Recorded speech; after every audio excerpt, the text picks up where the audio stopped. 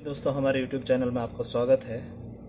हमने एक सीरीज़ शुरू किया था जिसमें हम मुस्लिम शासकों पर लगने वाले आरोपों का खंडन करते हैं। कुछ आरोप ऐसे हैं जो हर शासक पर लगाए जाते हैं, इसीलिए हमने इसके लिए अलग से वीडियो बनाने का प्लान बनाया है। 3 आरोप मुख्य रूप से ऐसे हैं जो हर शासक पर लगाए जाते हैं। पहला है कि निवासियों को गुलाम बना लेना। दूसरा है वहाँ की महिलाओं को लौंडी बना करके बलात्कार करना। और तीसरा है निवासियों को अपमानित करके जिज़िया लागू कर देना। सबसे पहले हम पहले आरोप पर आते हैं और उसी के लिए आज का वीडियो है। उसके बाद 2 अलग अलग वीडियो में 2 दूसरे आरोपों का हम खंडन करेंगे इंशाअल्लाह। तो आप सुनिए, गुलाम का इतिहास क्या है। उस ज़माने में गुलाम बनाने के तरीके पहले क्या थे, ये जान लीजिए। पहला एक तरीका ये था कि किसी को भी किडनैप करके, अगवा करके दूसरे शहर में ले जाके बेच दिया जाता था और उसको गुलाम बना लिया जाता था। दूसरा तरीका ये था कि कोई डाकुओं का ग्रुप आता था, आबादी पर हमला करता था, वहाँ के निवासियों को गुलाम बना लेता था, उनके सामान को लूट लेता था। तीसरा तरीका ये था कि सरकार को यह अधिकार हासिल था कि वो किसी भी व्यक्ति को किसी अपराध पर उसे गुलाम बना सकता था। चौथा तरीका ये था कि कोई ऋण चुकाने पर असमर्थ हो तो उसको गुलाम बनाया जा सकता था। 5वां तरीका ये था कि गुलाम बाप के जो बच्चे होते थे उनको भी गुलाम घोषित कर दिया जाता था। 6ठा तरीका ये था कि गरीब बाप जब अपने बच्चों के लिए खिलाने पिलाने का बंदोबस्त नहीं कर पाता था तो अपने बच्चों को बेच देता था। इस तरह से वो बच्चे गुलाम बन जाते थे। आखिरी तरीका यह था कि युद्ध जीतने पर विजेता हारी हुई जनता में से किसी को भी गुलाम बना लेता था, सैनिकों को गुलाम बना लेता था और सैनिकों की महिलाओं को लौंडी बना लेता था। कोई भी धर्म, उस जमाने की बात करें, उस जमाने के इतिहास को पढ़िए और हमें बताइए कि क्या किसी भी धर्म ने इस प्रथा को, इस कुप्रथा को रोकने की कोशिश की थी या इसके खिलाफ आवाज बुलंद किया था। किसी धर्म ने या किसी देश ने या किसी राजा ने या किसी समुदाय ने, किसी ने अगर आपको पता चले तो हमें बताइएगा। हमें तो ये नहीं मिलता है कि किसी ने गुलामों की आज़ादी के लिए आवाज़ बुलंद की हो।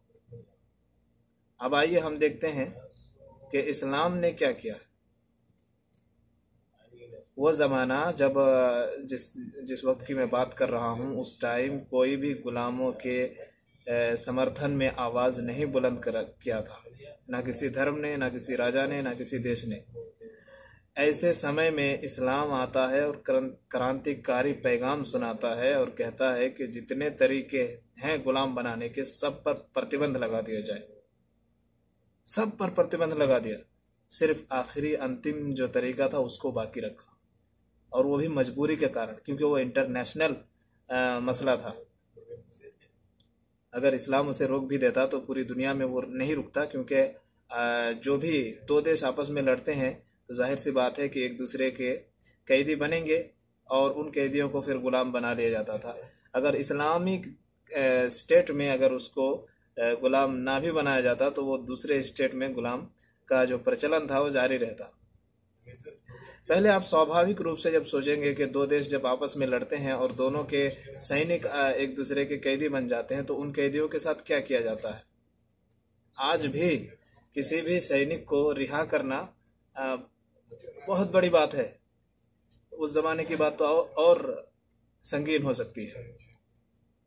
पहला तरीका ये है कि उनको छोड़ दिया जाए। अब सैकड़ों हजारों सैनिक जो कैदी बने हैं सबको छोड़ दिया जाए, तो ये तो सबसे बड़ी मूर्खता होगी और अपने देश को गड्ढे में फेंकने के बराबर है कि वो कैदी फिर शस्त्र से लैस होकर के आएंगे और आपके देश पर आक्रमण करेंगे।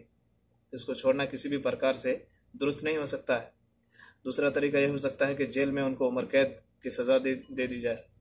तो ऐसी सूरत में भी एक तो उनको खिलाने पिलाने का बोझ स्टेट पर रहेगा, और दूसरा ये कि वो भी खुद को अपमानित महसूस करेंगे और उनकी स्वतंत्रता को आप छीन रहे हैं। मानव अधिकार का उल्लंघन हो रहा है। इसलिए इस्लाम ने एक सॉल्यूशन निकाला और समाज में उनको इन्वेस्ट कर दिया। उनकी सेवाओं को लेकर के समाज का निर्माण करने का एक प्लान बनाया। और उनके सामने आज़ादी के कई रास्ते खोल भी दिए। मिसाल के तौर पर कई पाप ऐसे हैं जिनके पश्चाताप के रूप में गुलाम आज़ाद करने की शर्त लगाई गई। एक तरीका ये निकाला जिसे मुकातबा कहा जाता है, हिंदी में हम कहें तो पत्राचार कह सकते हैं, कि एक गुलाम अगर आज़ादी प्राप्त करने के लिए किस्तों में अपनी कीमत स्वामी को अदा करना चाहे तो स्वामी के लिए ज़रूरी है कि उसको आज़ादी दे। इसी तरह गुलाम आज़ाद करने पर भारी पुण्य का ऐलान किया गया। इसी तरह गुलामों को अपने जैसा खिलाने, पहनाने और रहने सहने के इंतज़ाम करने का आदेश दिया गया। उनके साथ दुर्व्यवहार पर सज़ा सुनाई गई।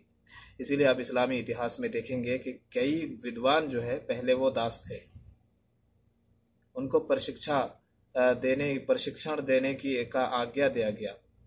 उनमें से कई विद्वान बने, कई शासक भी बने गुलाम। आप भारत के इतिहास पढ़िए, आपको मिलेगा गुलाम वंश का राज कई सालों तक चला था। तो ये अधिकार दिए थे इस्लाम ने गुलाम के लिए। इन तमाम अधिकारों को नज़रअंदाज किया जाता है, इग्नोर किया जाता है और सिर्फ इसी बात को लेकर के शोर मचाया जाता है कि इस्लाम ने निवासियों को गुलाम बना दिया। इस्लाम निवासियों को गुलाम नहीं बनाते थे, बल्कि सैनिक जो गिरफ्तार होते थे वो मजबूरी थी, या तो उनको कैद किया जाए या उनको गुलाम बनाकर रखा जाए। गुलाम बनाकर रखने से ये फ़ायदा होता था कि उनका सेवा लिया जा सकता था और फिर उनको आज़ादी, घूमने फिरने की भी आज़ादी होती थी। इसी तरह उनके सामने आज़ादी प्राप्त करने के रास्ते भी होते थे। वो कमा करके किस्तों में पत्राचार करके अदा करके वो आज़ादी प्राप्त कर सकता था। तो ये सब भ्रांतियाँ फैलाई गई है। इतना सुंदर, इतना सुनहरा कानून इस्लाम ने पेश किया कि उस वक्त किसी समुदाय या किसी धर्म या किसी राजा ने इस तरह का सोचा भी नहीं था। इसीलिए हमने मुनासिब समझा कि इस बारे में भी हम चर्चा करें। तो गुलाम के बारे में आप जब भी सुनेंगे तो आप इन बातों को ज़रूर ध्यान में रखिएगा कि वो ज़माना कैसा था और उस वक्त गुलामों के अधिकार क्या थे, क्या तरीके थे, इस्लाम ने सारे तरीकों पर कैसे प्रतिबंध लगाया और आज़ादी के लिए कैसे रास्ते खोल दिए। ये तमाम बातें आप जहन में रखेंगे। धन्यवाद। अगले वीडियो में हम फिर लोडी पर चर्चा करेंगे। तब तक के लिए हमें अनुमति दीजिए।